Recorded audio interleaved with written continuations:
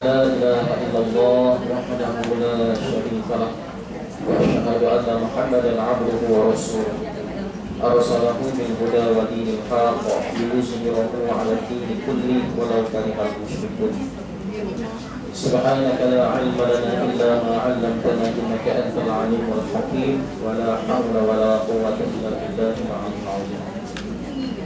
قال الله سبحانه وتعالى في القرآن الكريم يرفع الله الذين آمنوا منكم والذين أوتوا العلم درجات صدق الله العظيم. Telah mengangkat oleh Allah Subhanahu wa taala orang-orang yang beriman di kalangan kamu dan orang-orang yang telah diberi ilmu pengetahuan diangkat akan beberapa darjat oleh Allah. Shadaqallahu alazim. Alhamdulillah, kita bersyukur kepada Allah.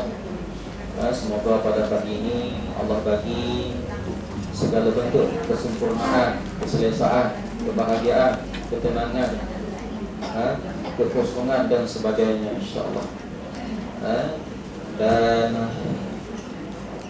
sekarang kita dah pun masuk pada bulan Zulqa'dah ataupun Zulqa'idah. Biasa hak sedap sebut macam mana? Zulqa'idah. Kaedah pun tak apa lagi. Dan lebih kurang sebulan saja lagi Raya Abu Dhabi. Kita di Malaysia ni tak habis-habis raya. Raya banyak pun.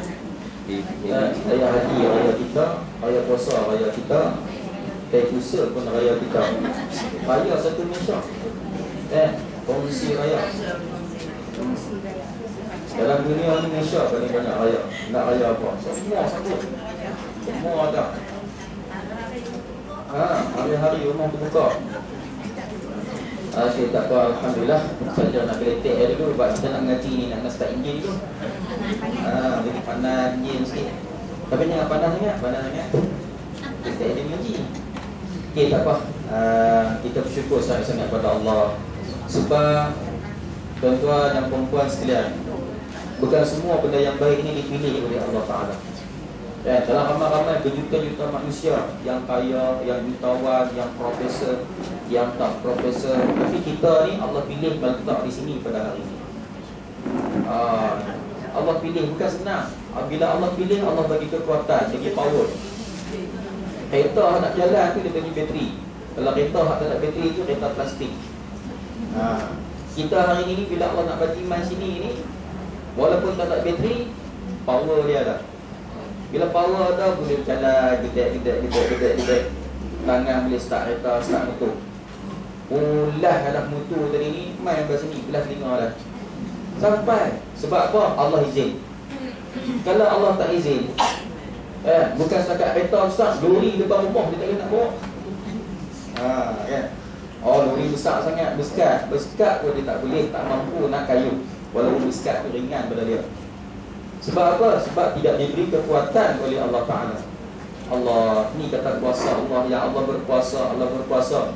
Kuasa Allah tu dia campak sikit kat kita, boleh main masjid, boleh main mengaji, boleh pergi mana-mana. Jadi tuan-tuan, sebab itulah kita sebut bersyukur pada Allah. Kalau di atas mimbar, ittaqullah, bertakwalah kamu kepada Allah. Dalam suasana yang lain, ittaqullah haitsu ma kunta. Nabi kata takutlah kamu kepada Allah di mana saja kamu berada. Hari ini sebab itulah kita buka alhamdulillah, syukur pada Allah. Di rumah pun riblah, alhamdulillah, syukur pada Allah, boleh 3 pinggan. Semua syukur dah tu. Bersyukur pada Allah.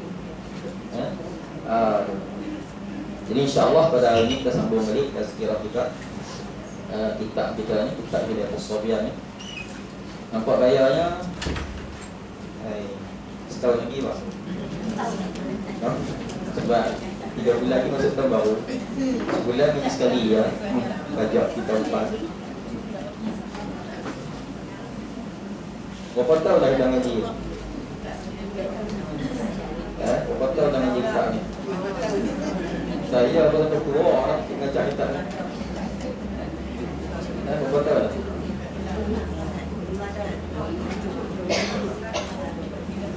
Ada cerita kita tak ada. Tak ni yang mula-mula kan kita yang lain. 2007. 2007. Jumpa 5 dari 7. Nah, 2011. Ngaji kita ni kalau dah bulu hidung tak potong, tak panjang lah. Betul tidak misal bulu hidung. Panjang lah. Panjang sangat. Boleh buat timbang cekok. Nampak kata lama orang ngaji kan. Dah 5 dari 7. Belajar nak buat misal je kan. Doa ni nampak.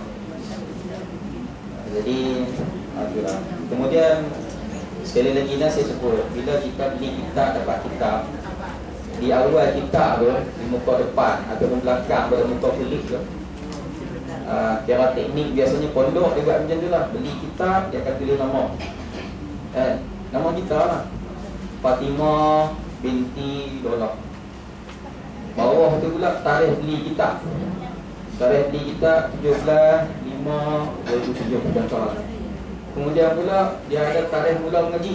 Mula mengaji pula berapa bulan. Kemudian untuk guru mana kita mengaji. Kalau dah sampai setelah tukar untuk guru. Pilih tukar untuk guru. Tukar untuk guru.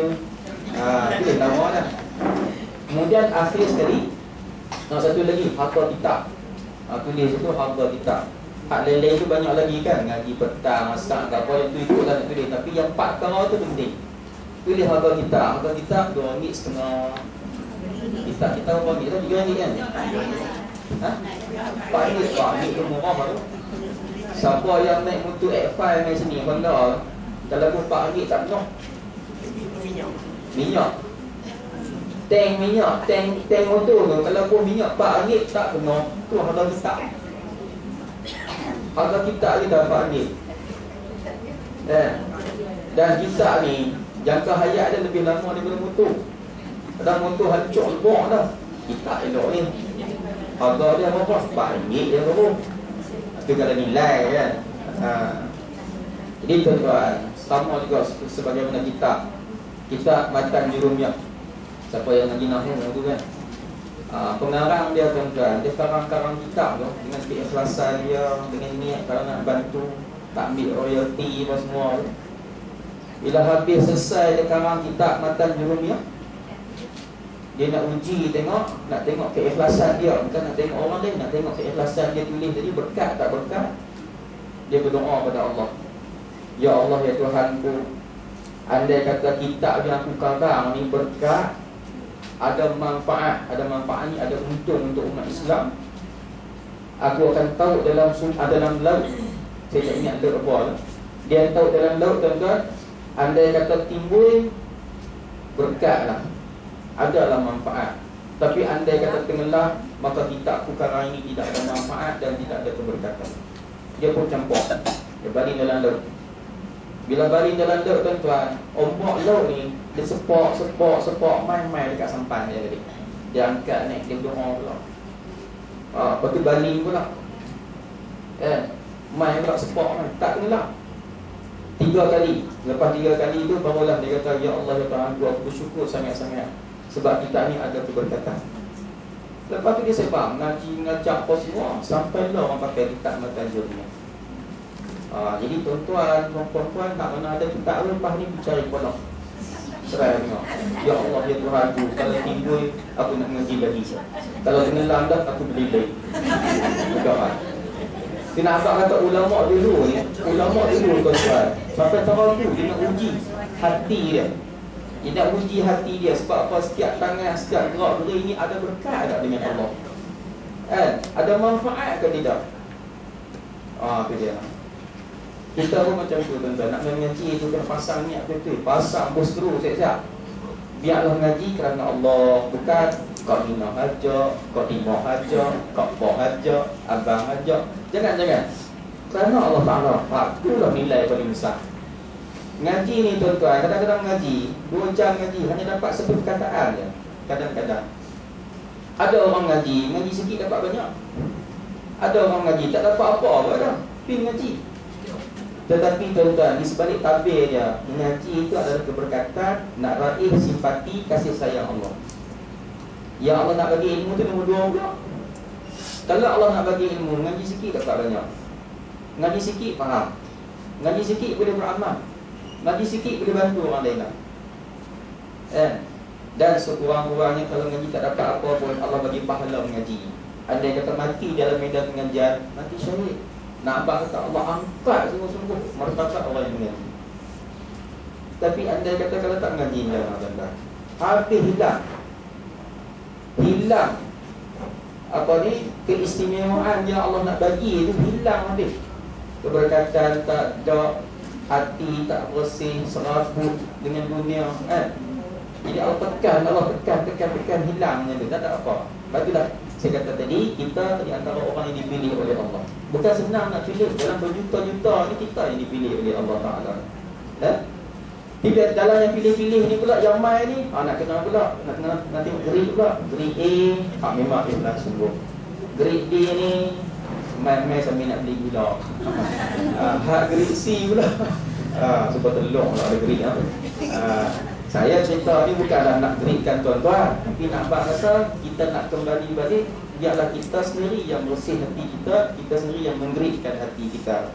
Barulah hak kita dapat, hak mana hak kita dengan Allah, hubungan dengan Allah tu lebih baik.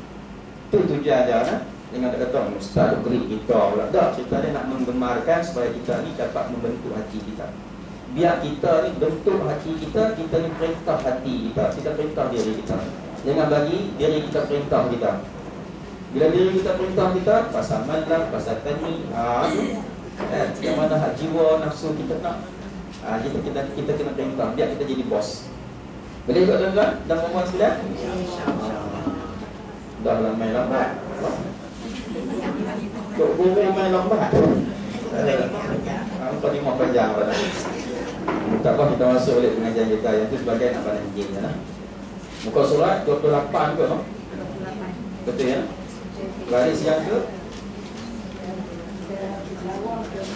Baris yang kelima.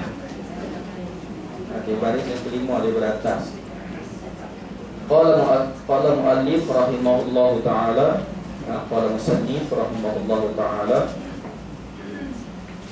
dan sunat membaca Yasin. Betul tak? Jumpa ni. Kalau mabuk ayam. Jumpa lah. Okey, muka surat 28, baris yang kelima daripada atas. Saya ambil sebelum ni sikit lah. Dan sunat mengajar akan dia la ilaha illallah. Jika tiada berkata ia akan dia akan la ilaha illallah. Jadi sunat bagi orang yang sakit, lebih-lebih lagi yang sakit berat, yang kita tengok hampir-hampir kepada mati, kita kena ajar. Sunat, bukan wajib, sunat. Tapi sunat ni sunat yang dituntut.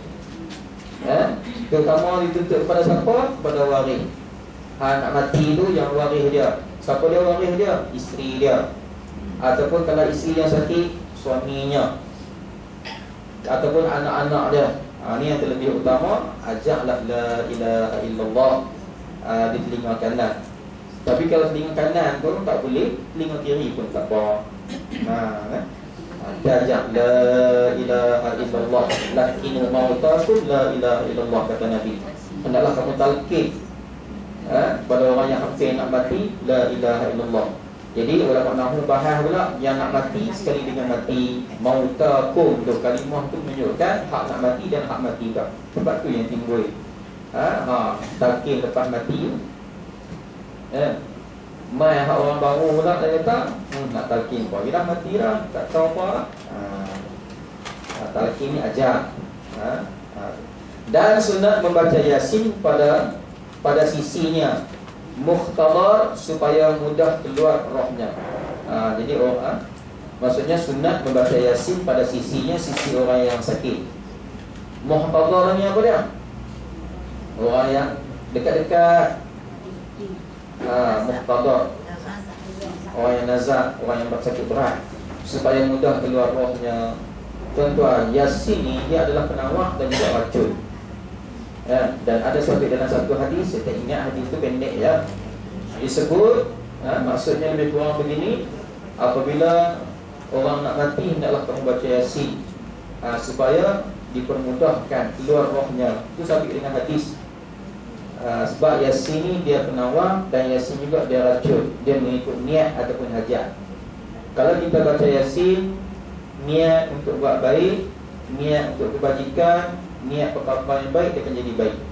Contohnya anak-anak kita nak periksa UPSR, PNR, SPM, STPM, tak kira lah, dia baca Yasin. Dan siapa yang lebih utama? Mak ayah. Mak dengan ayah ni mulut dia tajam, lidah dia tajam dengan doa. Bila doa, dia tak ada hijab kecuali pendoa tu sendiri.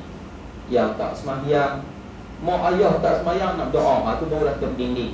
Jadi tapi kalau mak ayah sembahyang, ikut artinya taat, menjalankan kewajipan, semua cukup lengkap lah. Doa, mulut, mulut dan lidah ibu dan ayah yang berdoakan untuk anaknya wajib Allah makbul. Saya dengar satu cerita. Ni UPSR baru-baru ni lah, peperiksaan UPSR. Sahabat saya di Pendang, ustaz jugalah, duduk di Jabatan Agama. Jadi tuan-tuan dan perempuan sekalian, anak dia pun nak masuk UPSR, periksa, nak masuk dewan. Dia pula salah seorang hadiah kuasa PABG. Jadi bawa lah anak, ambil cuti hari tu, bawa anak pergi nak periksa UPSR. Sambil bawa anak ada di masjid baca Yasin dah, ada yang di rumah pun baca Yasin, ada yang buat semayang hajat, kan? Sambil-sambil bawa anak di sekolah tu, mak ayah budak-budak yang ambil UPSR ni, ada yang salawat, ada yang berzikir, ada yang baca bismillah, Fatihah tak berhenti-henti. Dia perhati tengok dah orang kampung dia perhati tengok masjid tak pernah pergi, tapi anak nak periksa ambut tak berhenti-henti selawat sampai anak masuk dalam bilik periksa. Anak duduk periksa dalam bilik periksa, dia duduk di kantin tu, dia baca Allahumma salli ala sayyidina Muhammad, lepas tu baca Fatihah. Pesan ke anak pula masuk dalam bilik lagi, nak pegang pen adik pegang, baca bismillah selawat. Tapi mak dia tak nak pergi masjid. Dia perhati tengok, tu kata ragam manusia, ragam manusia. Ada ketika perlu sangat Allah, ketika tu rapat. Masa doa kan doa. Sedangkan doa mak ayah ni, dia kena selalu sentiasa mendoakan supaya anak dapat kebaikan, kebajikan. Contohnya terang hati, cerdik dan sebagainya. Bukan semalam, pagi tadi kuliah subuh saya pagi tadi saya sentuh sikit berkaitan dengan pemakanan anak-anak. Tuan-tuan dan perempuan sekalian, anak-anak kita yang sekolah rendah, sekolah menengah mengaji, kalau kita mak ayah tak jaga pemakanan, makan ikut dah, kadang-kadang tak ada tanda halal, kan? Memanglah kita tahu ada tanda halal, kadang-kadang tak halal lagi, dikiru dan sebagainya. Apalagi lah yang tak ada tanda halal ataupun meragukan, dak ma yaribu ila ma la yaribu. Jadi tuan-tuan dan perempuan sekalian, contohnya makan kopok. Kalau kopok lekor hak kelantang, kopok keping dia tak apa. Ni yang kopok hak dibuat oleh kilang-kilang ni, cekedi, apa lagi lah, Kristi, apa ni tahu semua. Bisa makan apa? Maggi ke apa tu tuan-tuan. Ajinomoto banyak tak? Banyak kan? Banyak tu sebungkus. Baru makan sebungkus kita rasa banyak dah tuan-tuan. Anak-anak duduk di sekolah rendah tu 6 tahun, darjah 1 sampai darjah 6.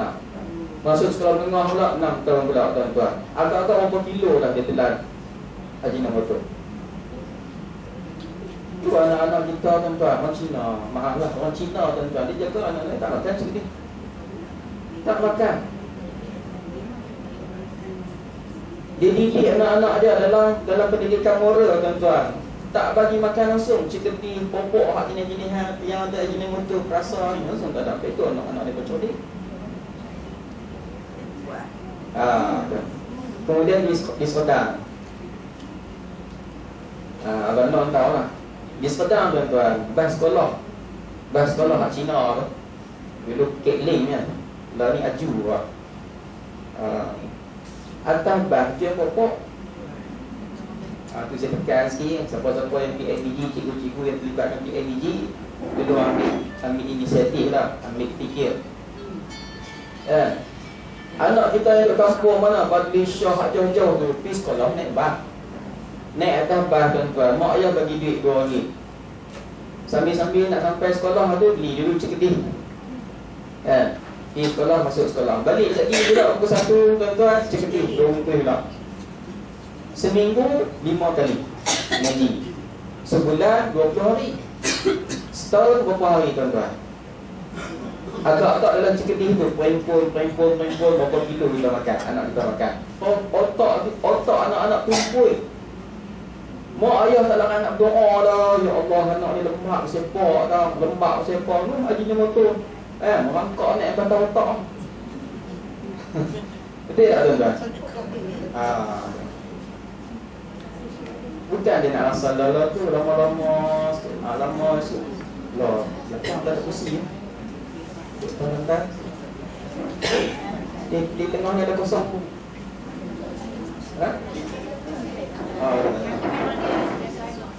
Okay, tak apa. Jadi nak cerita yang tu sikit saja, sejenis. Dalam kedai-kedai pun macam tu dah juga, tuan-tuan. Ada kan?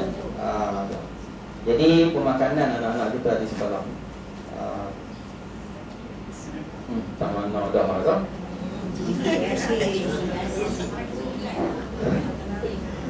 Okay. Supaya keluar roh, supaya keluar roh. Kata dia baca Yasin. Yasin ni penawar dan Yasin juga adalah racun. Dan pandangan untuk guru, tuan-tuan, kalau baca Yasin ataupun berdoa sembahyang hajat, 41 orang wajib dimakbulkan seorang. Itu pandangan untuk guru kita. Wajib makbul, seorang daripadanya wajib makbul. Dengan syarat kalau baca Yasin, ke-41 orang tu semua baca betul.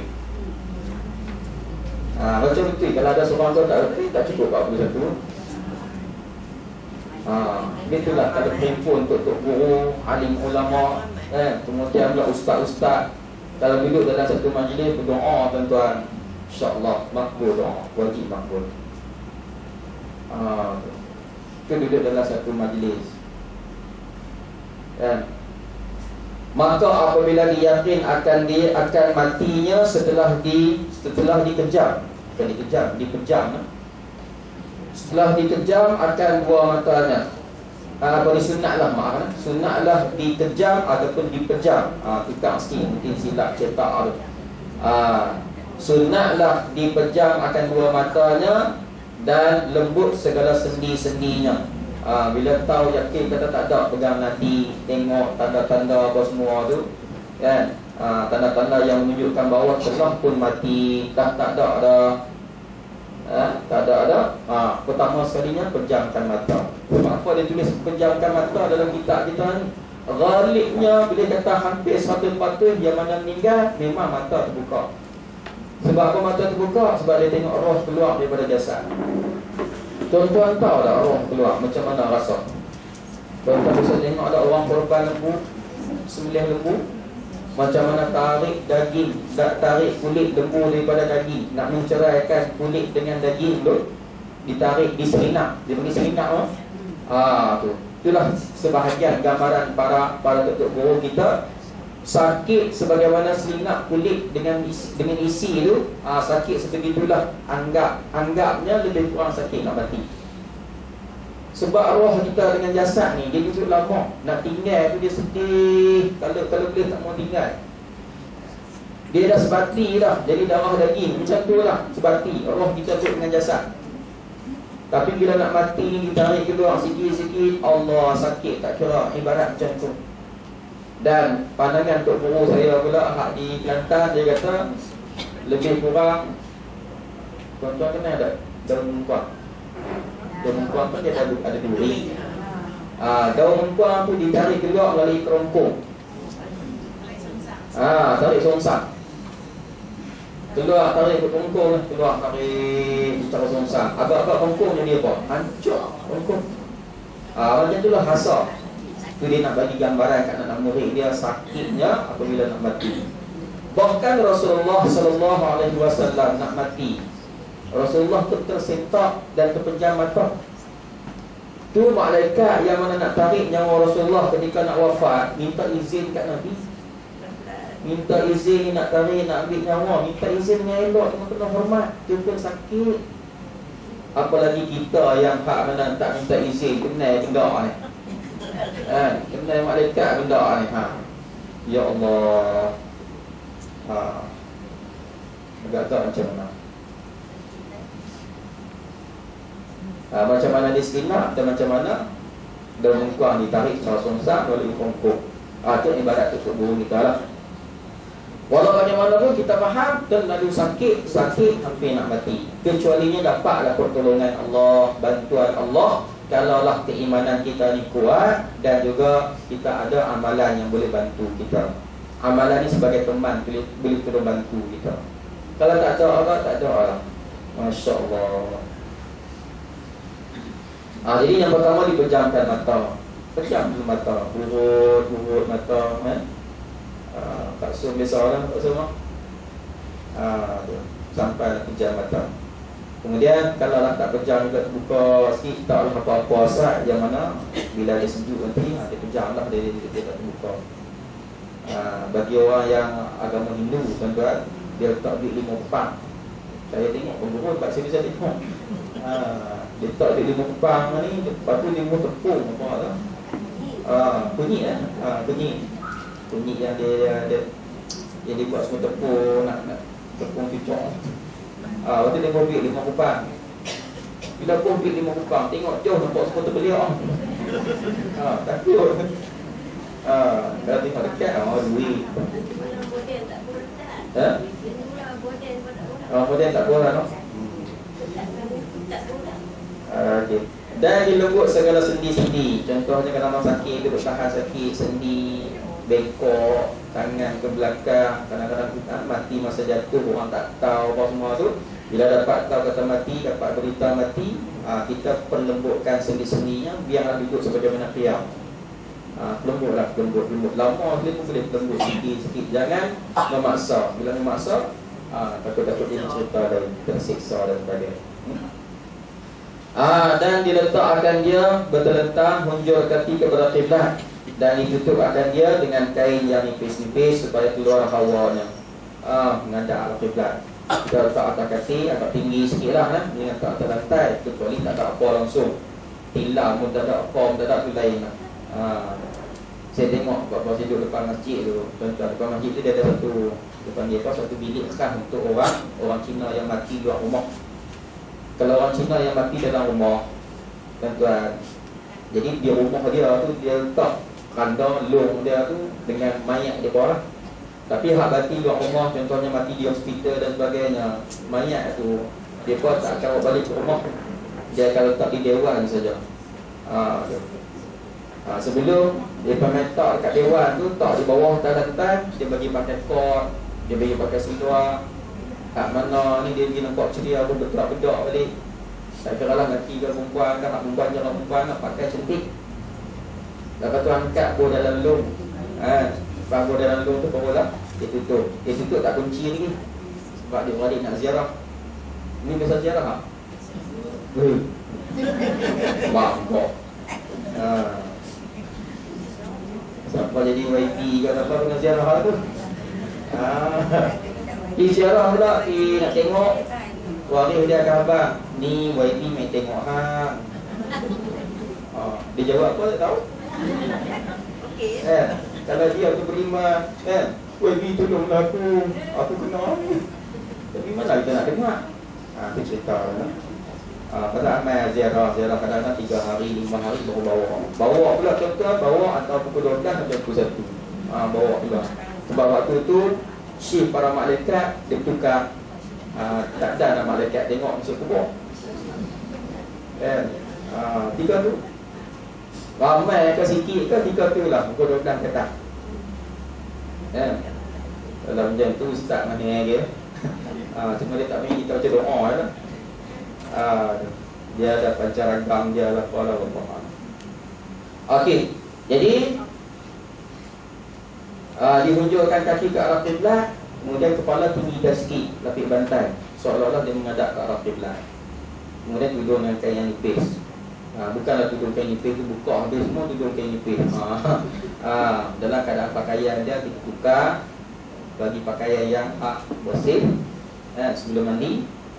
Yang mana kadang-kadang tu tuan-tuan bila sakit nak mati ni dia terkencing dah, peluh, bau macam-macam Kita buang yang tu dulu, ganti sebelum mandi ni, menghadap ke arah kiblat, melonjak kaki menghadap ke arah kiblat, tinggikan kepala sikit, duduk dalam keadaan qiyam. Lepas tu yang lain itu tutuplah dengan kain yang mana tak nampak aurat. Kemudian pula yang hak muka tu tutup kain yang nipis. Tu. Tapi jangan putih selimut pula tuan-tuan. Kain pelekat, kain batik tu biasalah sebab dia taklah berat sangat dan dia taklah nipis sangat, dan taklah tebal sangat. Sebab apa dikata di sini, supaya keluar hawanya, hawa bau badan, bau apa-apa macam-macam tu boleh keluar sikit-sikit. Kalau putih selimut tebal tu tuan-tuan, mungkinlah bau ni tak boleh keluar.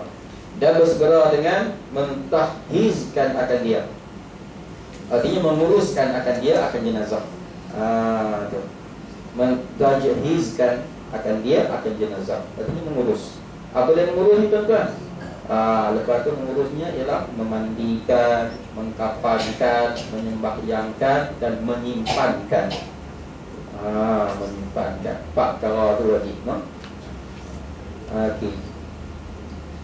Ketahui olehmu bahawasanya wajib atas tiap-tiap mukallaf atas jalan fardu kifayah mengerjakan dengan mayat yang muslim, yang lain daripada syahid dan yang lain daripada kanak-kanak yang gugur, iaitu 4 perkara. Mati je seseorang, 4 perkara ni wajib. Mati seseorang ni yang selain daripada syahid. Orang mati syahid, lepas ni dia akan cerita orang mati syahid macam mana. Yang keduanya orang yang gugur, ataupun kanak-kanak yang gugur dalam kandungan, beranak tak sampai 6 bulan dan sebagainya, dia akan terang sebab pada ni. Jadi kalau Allah selain daripada syahid, mati syahid, dan juga selain daripada kanak-kanak yang gugur, wajib 4 perkara. Pertamanya dimandikan dia jikalau matinya sebab tenggelam air sekalipun, walaupun mati lemah, walaupun mati di bawah arus, walaupun mati tenggelam dalam laut dan sebagainya, kemanapun angkat, ambil, kena mandikan dia. Tu.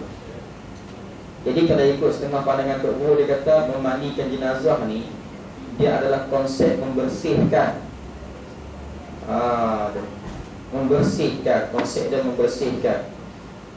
Kalau kita kata dalam satu kampung tu dia tidak ada orang yang pakar dalam pengurusan jenazah berkaitan dengan mandi, habis-habis tak ada, jurul baca bismillah tu paling ringan sekali. Jurul sebagaimana mandi wajib tu, jurul habis semua, buang najis, bila air rata semua, cukuplah. Itu sekurang-kurangnya.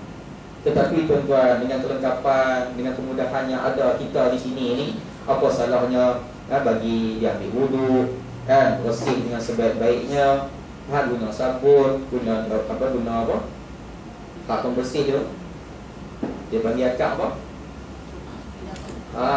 Dengan daun bidara dan sebagainya, kemudian kapok baru buat semua tu. Dah kita ada kelengkapan, kita buatlah dengan sempurna, bacaannya sekian kan. Kainnya pun itu juga lah, kainnya elok, bersih, kain putih, balut dengan baik. Sebab kita ada kelengkapan, kesempurnaan. Tapi kalau andai katalah kita tak ada apa, di tengah perang tuan-tuan, putih pun tak ada, tikar pun tak ada, air tak ada, tayammum. Tapi tak berlaku lah di tempat kita, tak berlaku di tempat kita. Okey, kalau tenggelam sekalipun wajib dimandikan. Tenggelam seminggu dah Ustaz, tak payah mandi lah, bersih, suci, murni. Tak kira lah, angkat dia kena mandi balik. Memandikan jenazah. Kedua, dikafan akan dia. Dikafan. Ni kafan ni bahasa kita lah, bahasa kita balut. Bukan balut. Balut elok. Kalau ikut balut ni, kita dia ada teknik dia. Balut yang ni yang pertama, kemudian buah kapur, balut yang kedua. Nak selisih kain pun dia tengok lah tak cantik-cantik, lepas tu balut, ikat apa semua. Kalau tak ada kebakaran satu kampung tu, tak ada, semua pakai tak berani, yang reti pun balut macam tu je lah. Hak macam tu macam tu lah tu. Mengikut kemampuan, janganlah tak balut. Jadi dikafan akan dia, biasanya orang lelaki ni 3 helai kain, 3 helai kain putih. Kalau tak ada kain putih, boleh tak kain biru ke kain hijau? Boleh tak? Apa tak boleh ke? Tapi afdalnya kain putih je lah. Tak ada, kami ada kain biru kan. Ada kain biru saja, kain lain tak ada. Kain biru tu pun dapat. Kurang sikit afdal pada nak, afdalnya putih. Tak ada kami hijau. Mau kalau kata hijau, pejam mata pun dapat. Putih dengan hak kain hijau, tak ada masalah. Tapi afdalnya putih. Yalah. Sekurang-kurangnya 3 helai bagi lelaki. Yang perempuan pula 5 helai. Sekurang-kurangnya orang perempuan 5 helai. Tengoklah keperluan dia. Kadang-kadang tambah lagi jadi 7. Sebab apa? Dia nak pakai kain ihram lah apa. Itu tebal sangat juga lah. Yang ketiganya di sembahyang akan dia di sembahyang atasnya. Yang ni banyak orang tak buat. Betul tak? Dalam kitab kita disebut di sembahyang atasnya. Sembahyang atas mayat. Kalau kita buat depan mayat, belakang mayat ke depan mayat? Kita ikut kitab. Betul tak? Kau baca betul lah kitab dah. Orang dah ngaji bukan ikut kitab. Kitab dia dah sembahyang atasnya ke mayat lah. Lepas lah.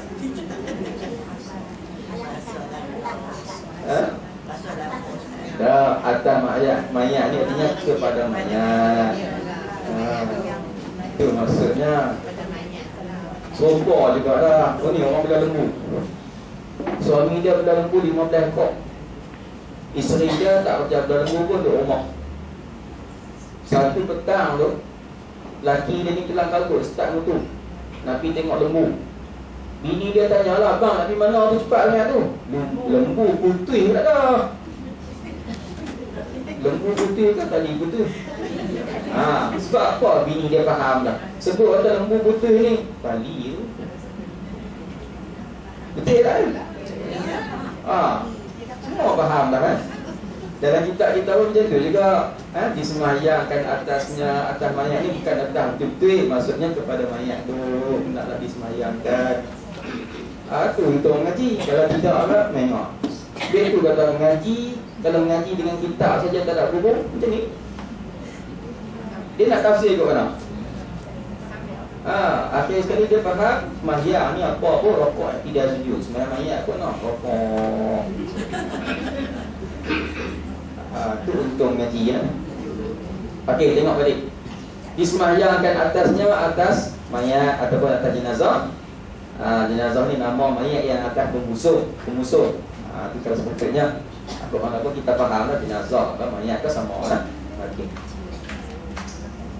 Okey, disemayangkan atasnya maksudnya kita semayangkan jenazah tu. Keempatnya ditanam akan dia. Tanam ni bahasa kasar. Bahasa kita apa dia? Disimpan akan dia ataupun dikebumikan.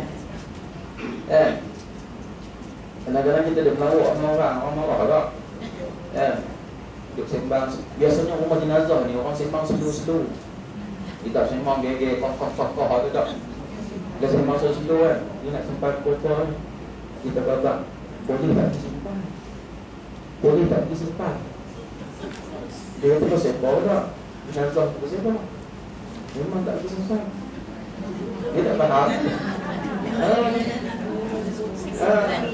Kita nak melawak dengan dia. Dia kata proses apa? Patutnya kita kena percepatkan menunggu jenazah. Dah lah, tak ada simpan lah. Simpan busuk. Kena tanam terus. Siapa pun tak lagi simpan. Tak siapa simpan jenazah rumah. Tak lah. Raja melawak dia. Lepas tu dapatlah penunggu pergi ke belakang. Anak cerita kata melawak. Jadi dalam kitab kita ni ditanam akan dia artinya disimpan ataupun dikebumikan. Adapun kafir yang lain daripada harbi. Kafir dia ada dua, satu harbi, satu zimmi. Yang harbi ni dia melahirkan atau menzahirkan penentangan dia kepada orang Islam ataupun kepada agama Islam. Dia kata macam-macam, dia mati yang ngomong tu macam mana hak hina Rasulullah. Lebih kurang macam tu lah. Hak tak mau langsung ni, wuduk tak mau. Marah pula langkah mayat. Aku dulu, tu gini. Boleh sebut ni? Boleh kan? Tak ada nak dulu, mai lah. Nah, hamba kata hak mana penentangan kepada Islam, agama Islam, umat Islam, harbi ya tu. Satu lagi ialah zimmi. Zimmi ni dia menghormati. Dia menghormati. Dia boleh tumpang pula undang-undang Islam, dia boleh tumpang pula pemerintahan Islam, dia boleh tumpang. Dia boleh ambil manfaat, boleh tumpang, boleh ikut. Boleh melapang dada walaupun menyinggung sikit-sikit, biasalah tu. Ha ni zimmi. Hak harbi ni memang secara zahir, bukan setakat hati je dia tentang kita, secara zahir. Zahir ni dia tunjuk. Sama ada secara ekstrim dia, kekasaran dia, celupak mulut dia dan sebagainya. Okey. Kemudian mengikut setengah pandangan ulama pula, harbi ni ada apabila ada dengan pemerintahan Islam, baru dia ada. Kalau tak ada pemerintahan, belum lagi ada harbi, belum lagi ada zimmi. Tu dia kena ada dulu pemerintahan tu, baru ada harbi, zimmi, gerik dia. Okey, dia dua kategori. Jadi di sini dia kata orang kafir yang lain daripada harbi, artinya zimmi lah. Yang lain daripada harbi, artinya kafir zimmi dan murtad. Dan murtad maka wajib atas kita kafan. Silap. Adapun kafir yang lain daripada harbi, yang lain daripada harbi ni artinya yang zimmi dan yang murtad, maka wajib atas kita kafan akan dia dan ditanam akan dia, dan haram disembahyang atasnya. Dekat kafan, lepas kafannya tanam, haram sembahyang dan harus dimandi akan dia. Dimandi tu boleh, nak mandi tak apa, tak mandi tak apa. Lepas tu kapan balut, kapan ni balut lah, balut tanam terus. Haram sembahyang atas dia. Artinya kafir zimmi tu, kan, yang mana hak baik-baik itu zakat tu je lah hukum dia. Kalau harbi pula, harbi biar pergi kat dia, kan, macam mana anjing, kucing, maki biar ada. Dia macam tu lah lebih kurang. Ni ada sikit penghormatan sebab dia menghormati Islam. Bila dia menghormati Islam, bolehlah dikafankan dia, ditanamkan dia, haram disembahyang. Nak bagi mandi, artinya nak bersihkan dia tu harus. Buat tak apa, tak buat tak apa. Itu dalam kitab kita. Dan adapun mayat yang syahid, iaitu orang Islam yang mati ia kerana berperang dengan kafir kerana dunia atau kerana meninggikan akan agama Allah Ta'ala, maka wajib, ni jawapan dia, maka wajib dikafan akan dia dengan kain yang dipakai berperang ia, berperang yang mati ia di dalamnya, di dalam peperangan. Artinya orang yang mati syahid ni tuan-tuan, orang yang mati syahid ni angkat balik dengan darah dia, dengan baju dia, dengan pakaian dia yang ada tu, kecuali barang mah ada lain tidak lah. Artinya pakaian saja, artinya disimpan ataupun dikebumikan dengan pakaian yang dia pakai.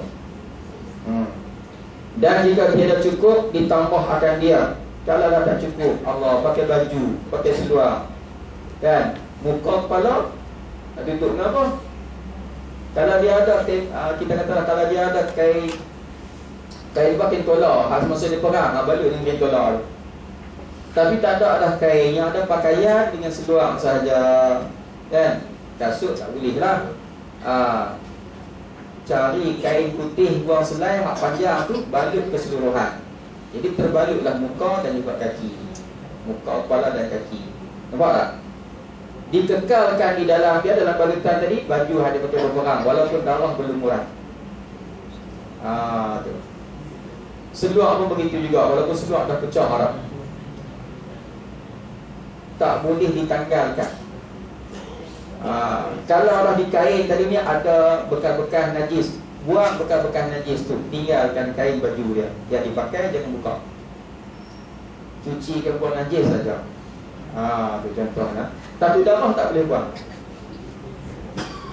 Satu kemuliaan yang Allah bagi pada orang yang mati syahid. Sebab orang yang mati syahid, tuan-tuan, bila ditembak, tertembak diri sendiri sekalipun dalam medan perang, contohnya tertembak diri sendiri sekalipun, tertembak dia tak sengaja, darah dia akan mengalir, menitik di atas bumi. Darah itu belum lagi nak sentuh bumi, sikit lagi nak sentuh bumi, Allah beli darah orang syahid. Allah beli dengan syurga darah orang yang mati syahid. Dan dalam Quran pun disebut orang yang mati syahid ini tidak mati bahkan dipelihara oleh Allah, diberi rezeki oleh Allah. Tu dia hidup, apa dia panjang sikit-sikit. Cuma siapa nak tengok panjang lah dia dalam tubuh kan. Dia sebagaimana orang hidup, darah mengalir, tulang belulang dah ataupun isi-isi dia lembut. Cuma duduk dalam kain kapan seorang mati syahid lah. Itu kemuliaan yang Allah bagi. Bahkan bumi tak telan dia dan bumi tak merosakkan dia. Cuma tak boleh pergi gali lah, sebab gali dia akan timbul fitnah. Orang mati syahid tu kita bakal dia tengok gali geluar no, 10 tahun dulu tak boleh menghormati jenazah. Tak boleh gali. Kecualinya ada hal-hal yang lain. Contohnya berkaitan dengan undang-undang apa kan yang perlu. Sebab apa nak buat postmortem dan sebagainya, itu lain lah. Itu lain. Tapi cara nak menghormati jenazah yang mati syahid macam tu lah. Jadi bagi maka wajib dikafan akan dia dengan kain yang dipakai berperang yang mati ia di dalamnya dalam peperangan. Dan jika tiada cukup, ditambah akan dia. Kalau tak cukup juga untuk menutup seluruh badan, tambahlah kain lain, kain putih. Dan wajib ditanam akan dia. Wajib ditanam lah, jangan duk simpan lah. So mati syahid pula putih air. Putih air di hospital tu simpan gitu. Siapa nak tengok boleh lah. Mana boleh macam tu. Walaupun teknologi sekarang boleh tahan lama, jangan simpan. Dia kena pergi simpan di perkuburan juga. Tu ditanam akan dia. Dan haram dimandikan dia. Kalau mandi hukum dia haram, dosa. Itu orang mati syahid. Dan haram disemahyangkan atasnya. Semahyang pun tak boleh. Sebab mati syahid itu lebih mulia lagi daripada sifat kita semahyangkan dia tu. Syahid itu lebih mulia lagi daripada sifat kita menyemahyangkan jenazah. Allahu Akbar. Itu hebat. Sebab itulah tuan-tuan, alim-alim ulama dia gerik siap dah. Kita nak mati cara mana? Yang pertama, para rasul, para anbiya mati. Kita bukan nabi, kita bukan rasul, tak dapat dah. Yang kedua, para siddiqin, sebagaimana yang ada para sahabat-sahabat nabi. Martabat kita dengan sahabat tu jauh sangat-sangat. Nak jadi sahabat pun tak boleh, sebab Rasulullah dah tak ada dah. Sebab ta'arif sahabat tu mereka yang sempat bersama dengan Nabi semasa hidup Nabi, dan beriman dengan Nabi. Kita tak ada dah, Nabi dah wafat dah. Pokok ada seorang yang boleh lihat Nabi dalam mimpi. Umpama mimpi dalam mimpi, macam tu je lah. Mimpi tengok Nabi, mimpi jumpa Nabi. Orang tertentu dapat. Kalau tuan-tuan nak jumpa Nabi, boleh sehari semalam selawat 12,000 kali. 12,000 kali tiap-tiap hari, ataupun malam ke, lepas isya ke, 12,000 sampai pagi. Boleh tak tu? Ustaz, baru nak sama kita mengambil dulu. Okey lah. Yang ketiga, yang ketiganya ialah orang-orang yang as-salihin. Jalan soleh satu lagi yang jalan agak-agak selamat. Lain pada tu tak ada lah. Ada 3-4 saya tak ingat macam tu lah. Syuhada, mula dengan Rasulullah ataupun mula dengan Rasul, Nabi dan Rasul. Kemudian siddiqin, syuhada, salihin. 4 golongan. Yang ada kita jadi orang soleh. Hak syahid tu belum tentu, perang pun tak ada. Kalau tak ada soleh, tak ada adalah mati dalam keadaan soleh. Dia panggil apa? Husnul khatimah. Dan ada pun kanak-kanak yang gugur, iaitu kanak-kanak yang gugur ia padahal belum sempurna 6 bulan. Kanak-kanak yang gugur belum sampai 6 bulan. Artinya gugur tak sampai lagi 6 bulan 2 lahzah. Biasa kita sebut 6 bulan lah. Masa kandungannya, maka hukumnya jika tiada, di hukumnya ada 2 lah. Jika tiada di zahir, jika tiada zahir padanya tanda hidupnya, hidup janin tadi, dan tiada zahir pula kejadian anak Adamnya, tengok tak nampak rupa apa lagi, bau daging, maka tiada wajib atas kita selaku daripada yang 4 perkara itu. 4 perkara tak payah. Faham tak tu? Faham, terima kasih. Dia nak cerita sini, kalau Allah gugur, bila sebut gugur, dia ada 2 istilah dah, gugur. Satu lagi mati. Hak lepas pada gugur tu mati. Dia nak cerita sini gugur, bila sebut gugurnya ialah orang yang faham gugur orang. Yang mana tak cukup 6 bulan. Tak sampai, belum lagi sampai 6